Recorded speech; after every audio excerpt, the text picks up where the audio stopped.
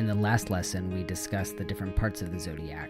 Today, we'll be discussing how they all come together to create the story of the Zodiac in its entirety. In Lesson 1, we established that the houses are the setting of the chart, meaning they answer the question, where? So this is where a story is going to take place, starting with the Ascendant. If you have not already taken out a pen and paper, or perhaps a sticky note, whatever it is that you take notes on, get that out now, because this is the fundamental concept behind all forms of astrology. It is the story of cycles. In the first house, we are born. The act of birth is a surprise to us. The chart is always from the perspective of the chart holder. At this point in time, we also obtain a shape, literally, in the form of a body in the material world, a shape that is our own, distinct from the other, from the maternal source, whomever that is for us. And so, the act of birth is experiencing a conflict where we are separated from another human being. And the act of doing that creates our identity so that we can be seen when we enter into spaces, whether that be literally this existence for the very first time, or whether it's pertaining to entering into a new location or a new hobby, a new situation. When we are born, for the most part, it is our head that comes out first, and so this part of the chart is associated with the very top of the body, the head and face. I've noticed that some astrologers also associate Mars with the body in general. So I would look at the evidence in your own astrological practice, take notes of what you see and can confirm, and practice accordingly. The second house, Taurus, and Venus are all associated with the phrase, I have. As a result of having a body, we have the ability to physically sense the world around us using our senses. And as a result of those experiences, we develop taste. And this taste is the process by which we define what pleases us and what displeases us. As a result of that, we figure out what we would like to keep more of and what we would like to not have. And this process helps us define ownership, which helps us develop stability and helps cement our identities. What we have are extensions of how we see ourselves. And what we decide to collect is based off of what we value, which is a combination of the two halves of Taurus.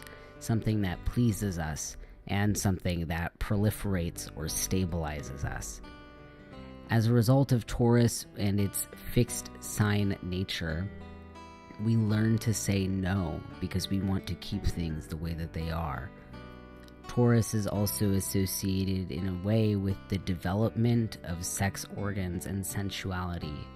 It's not the sign that rules sex organs, but rather it is the process by which one becomes aware of the physicality of being a sensual human being. Or rather, a human being with sensual capabilities.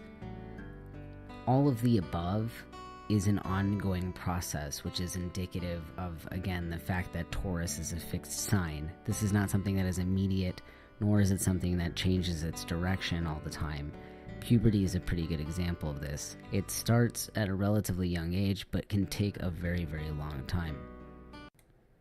So by the time our protagonist, the chart holder, reaches the third house, this person knows some information about both their position and how they feel about their position in their relation to the world. And so they learn and want to share about that.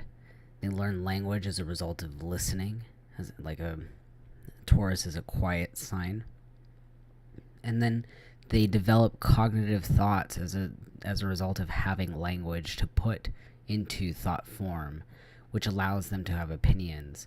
And so they gather other people's opinions and share their opinions, and this is the essence of Gemini, the third house, and Mercury, that communication, the hustle and bustle of ideas moving from point A to point B.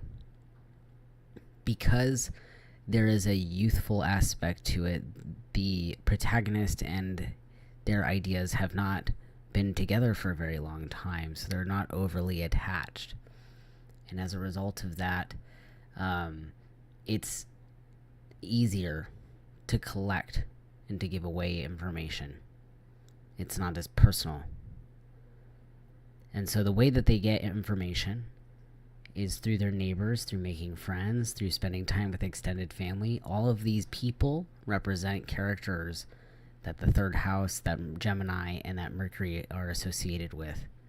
And their influence on our lives impacts how we learn, how we talk, and how we think, all of which are third house themes. All right, we've reached what is called our first angle, or rather technically our second angle, because the first one is the ascendant. But in relation to the ascendant, what we've also reached is our first quote-unquote hard aspect. In astrology, an aspect means that there is a relationship going on between two entities. Those two entities could be literal entities like planets, or they could be figurative entities like spots determined by mathematical calculations. Anyway, the point is this is the first difficult one that we know of. And it's difficult not because it's bad, but it requires that you do things differently than you're used to. And that takes an adjustment. And when we adjust, we're not exactly moving forward quite yet. We're still in the process of pivoting.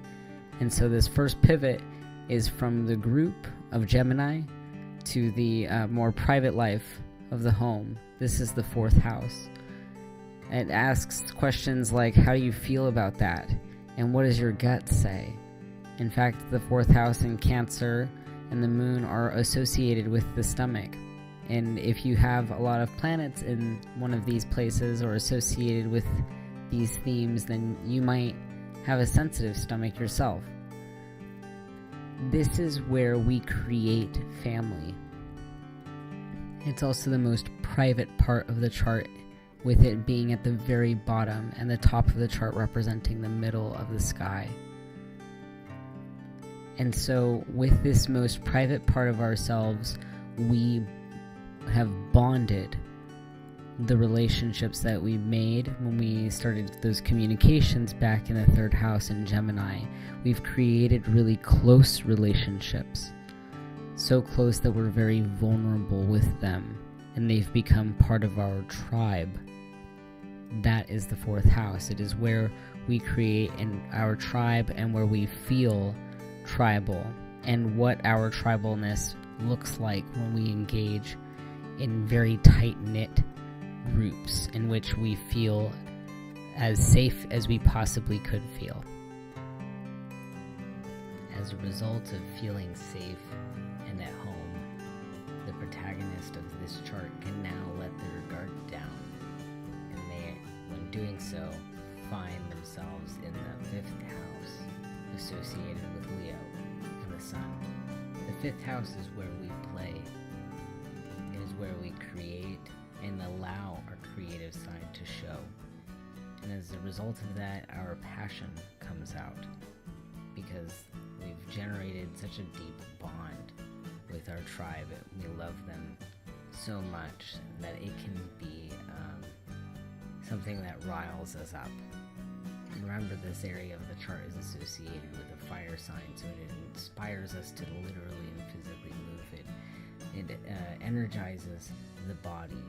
The Leo is associated with the heart and passion and our personal why behind who we are. And one of the reasons why we develop that why and that association with who we are is because we get an opportunity to be the creator of our own lives in the form of our children, but also in the form of our creative projects.